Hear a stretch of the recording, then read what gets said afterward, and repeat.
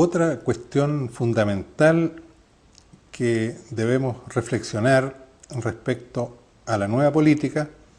se refiere al Estado.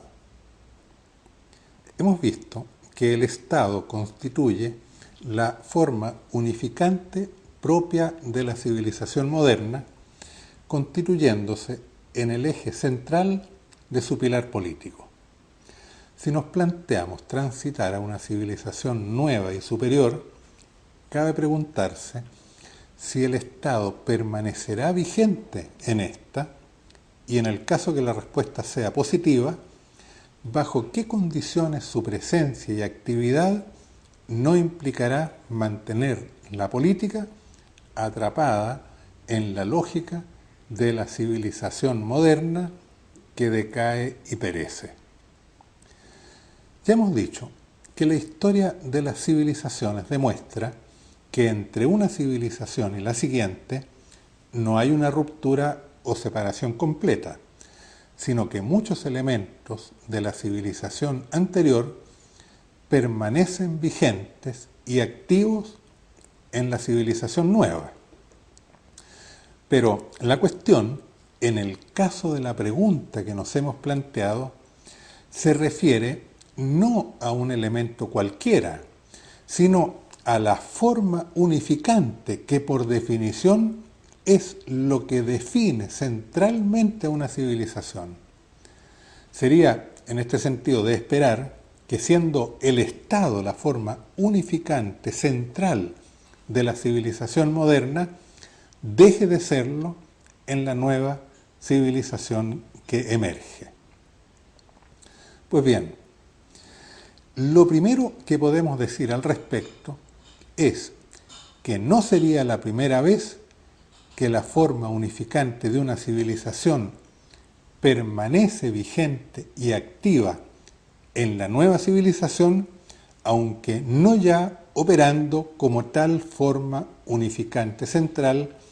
sino reducida a elemento o componente particular y, en cuanto tal, subordinada y en cierto sentido degradada al integrarse en la civilización que la sustituye. Ese fue, por ejemplo,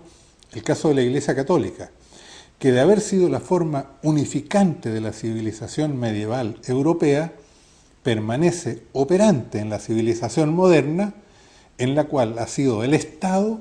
el que asume la calidad central de forma unificante. Basándonos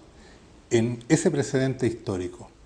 y pensando que el Estado cumple algunas importantes funciones que deberán seguir realizándose en la nueva civilización, podemos formular la hipótesis que el Estado continuará presente en la nueva civilización, pero ya no cumpliendo el papel de forma unificante, sino despojado de sus atributos de centralidad, reducido en sus funciones, subordinado a otro componente organizador central de la vida social y política, y además profundamente reformado, transformado internamente.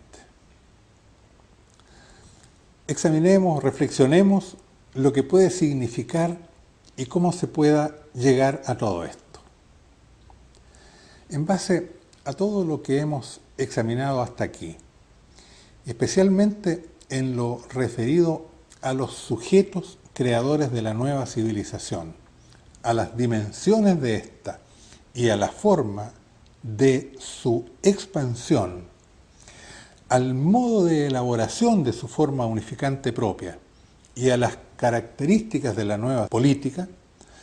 podemos adelantar algunas importantes conclusiones sobre las transformaciones que debiera experimentar el Estado en la transición a la nueva civilización. Ante todo, la creación de la nueva civilización debiera implicar una sustancial reducción del poder del Estado y de sus funciones. Ello, por un lado, en cuanto a la recuperación del control sobre las propias condiciones de vida, por parte de las personas, de las organizaciones, de las redes y de las comunidades locales, implica que muchas de las funciones y actividades que en la civilización moderna han sido concentradas en el Estado, se descentralizarán y diseminarán socialmente. Digamos que el Estado experimentará en tal sentido un cierto vaciamiento desde abajo. La educación, la salud, la provisión de servicios de proximidad, el entretenimiento, la provisión social, la ayuda mutua y tantos otros aspectos necesarios para el desarrollo de la vida humana y de la convivencia social, experimentarán un significativo proceso de descentralización, recuperando las personas, las familias y las comunidades locales un conjunto de funciones y actividades que se han ido concentrando en el Estado, que las ha centralizado, burocratizado y homogeneizado injustamente. Esto es coherente con el criterio de elaboración y establecimiento de la nueva forma unificante que procede desde abajo hacia arriba, o sea, conforme al principio de que todo lo que pueden realizar las personas y luego las comunidades e instancias menores deben hacerlo ellas mismas, desplegando así sus propias capacidades, mientras que aquello que requiera el concurso de algún nivel de agregación superior lo asumirán las instancias sociales inmediatamente superiores que se creen con ese propósito. De este modo, el proceso de la organización social va ascendiendo progresivamente hacia los niveles societales mayores y hasta finalmente el nivel universal, que se hará cargo de aquello que sólo puede ser adecuadamente resuelto en estos niveles superiores. El poder, de este modo, lejos de concentrarse en el Estado, se difumina socialmente, permitiendo que cada persona, cada grupo y cada comunidad creativa, autónoma y solidaria, en sus respectivos niveles, se haga cargo de lo que pueden satisfactoriamente cumplir, lo que les permite su efectivo empoderamiento. Y como consecuencia de ello, la sociedad humana se irá articulando como una comunidad de comunidades, como una organización de organizaciones, como una red de redes. Al mismo tiempo, y considerando que de este modo la nueva civilización se proyecta en dimensiones planetarias o universales, habrá aspectos y funciones que hoy cumple el Estado, aparentemente en representación de la sociedad toda, sin que ello sea efectivo, dadas las características territoriales determinadas que tiene el Estado, funciones que se trasladarán a instancias universales que sean realmente expresión de la humanidad. Será un proceso que en este sentido podemos entender como cierto vaciamiento del Estado desde arriba. En este segundo sentido, podemos pensar, por ejemplo, que los Estados nacionales debieran ser despojados de la capacidad de realizar guerras, o sea, quedar desprovistos de los actuales ejércitos nacionales, puesto que el bien de la humanidad y la nueva civilización requieren la paz entre las naciones. Y es obvio que ha sido la disposición de ejércitos bajo el control de los estados lo que ha posibilitado que a lo largo de toda la civilización moderna se hayan realizado tantas nefastas guerras fratricidas entre naciones. Será en cambio una instancia universal que agrupe a todas las naciones, en la que todas ellas encuentren adecuada representación y participación, la que podrá disponer de las capacidades militares necesarias para impedir que unas naciones se levanten contra otras y para asegurar la paz universal, impidiendo que se establezcan relaciones de dominio y opresión de las más débiles por las más fuertes. Otro elemento que se ha demostrado dañino para la existencia de un orden social justo entre las naciones ha sido el monopolio que han tenido los estados nacionales modernos en la emisión y control del dinero. Un orden económico justo requeriría que las transacciones comerciales a nivel internacional no fueran realizadas mediante el uso de una o pocas divisas emitidas y controladas por uno o pocos estados muy poderosos que con ello imponen condiciones de intercambio inequitativos a los demás países. Se hace indispensable una moneda única, una moneda de circulación universal para el comercio y las finanzas internacionales, moneda que ha de ser emitida y controlada por alguna instancia en la que todas las naciones encuentren adecuada representación y participación. Y al mismo tiempo, desde abajo será posible y conveniente el surgimiento de monedas locales, comunitarias, comunales y complementarias que faciliten los intercambios y fomenten los desarrollos locales, comunitarios y comunales. Ahora bien, además de la reducción y relativo vaciamiento de sus poderes actualmente sobreconcentrados, el Estado requerirá procesos de transformación profunda en la dirección de su efectiva y real democratización y en orden a expandir la participación ciudadana en sus procesos decisionales.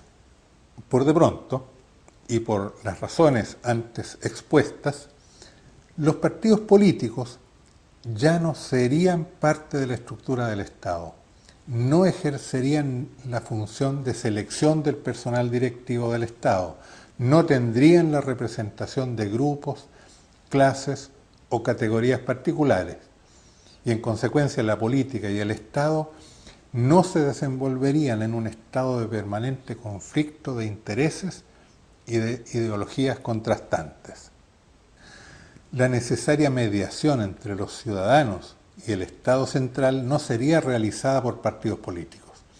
sino que las organizaciones, comunidades, redes y demás agrupamientos que las personas formarían en la sociedad civil tendrían participación directa en un Estado configurado como organización de organizaciones, como comunidad de comunidades, como red de redes. La representación indirecta de los individuos, que es propia de las democracias en la civilización moderna, que implica inevitablemente la división entre dirigentes y dirigidos, sería sustituida en la nueva civilización por la participación directa de las comunidades y demás organizaciones que se hayan generado en la sociedad civil. Participación que se realizaría en instancias consultivas y decisionales en las que se prescindiría de las burocracias permanentes que han sido propias de los estados actuales en crisis. En las nuevas formas del Estado, las funciones técnicas especializadas y los especialistas que su ejercicio pudiera requerir quedarían bajo el control de los ciudadanos y de sus organizaciones. Dejamos hasta aquí estas reflexiones e ideas sobre el Estado en la nueva civilización, siendo claro que lo que hemos enunciado tan sintéticamente no es más que un conjunto de hipótesis provisorias, coherentes y consecuentes con cuanto hemos reflexionado hasta aquí sobre la nueva política. Porque del mismo modo que en las otras dimensiones de la nueva civilización, las formas y los contenidos que asuman en ella los estados serán concebidas, proyectadas, creadas y perfeccionadas por los propios sujetos creativos, autónomos y solidarios que la construyan. Lo que es claro es que el Estado experimentará transformaciones profundas en el proceso de creación de la nueva civilización. Tales transformaciones serán el resultado del proceso mismo de creación de la nueva política en el seno de la sociedad civil, que, como vimos antes, se configurará ella, la sociedad civil, también como sociedad política, sin generar un poder político que se levante por sobre la sociedad y que se imponga sobre ella.